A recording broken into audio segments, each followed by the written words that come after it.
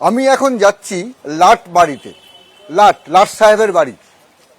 হরিয়ানার রাজ্যপাল থাকেন এখানে বাংলায়, হাওড়ার ৫৫ তলায়। হাওড়ার ৫৫ তলা কেমন জায়গা সবাই জানেন। সেখানেই বাড়ি অসীম কুমার ঘোষ।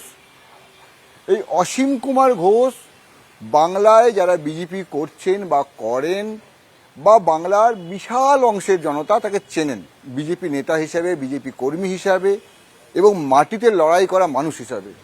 সেই অসীম কুমার ঘোষ রাজ্যপাল। আমরা যাচ্ছি তার বাড়ি, কথা বলবো তার সঙ্গে। তিনি এসছেন বাংলায়।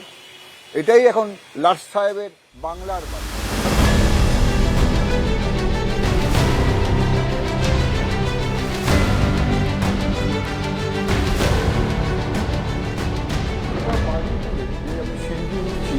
একের পর এক মহাপুরুষের ছবি, সুভাষচন্দ্র বসু, দেশবন্ধু চিত্তরঞ্জন, রবীন্দ্রনাথ ঠাকুর, বাড়ির মুখে বিবেকানন্দ, আর একটু এগুলি শ্যামাপ্রসাদ মুখোপাধ্যায়, অটল বিহারী বাজপেয়ী, আর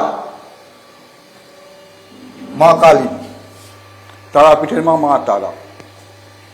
আমরা কথা বলবো রাজ্যপালের সঙ্গে, কথা বলবো বাংলা নিয়ে, তার কথা নিয়ে।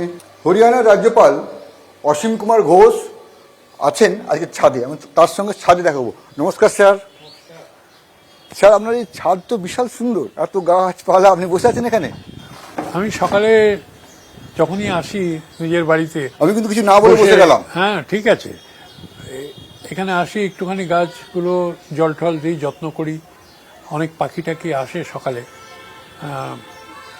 চেষ্টা করি পরিষ্কার পরিচ্ছন্ন রাখতে। ছাদটাকে মনে করি যে এটাও একটা ফ্লো।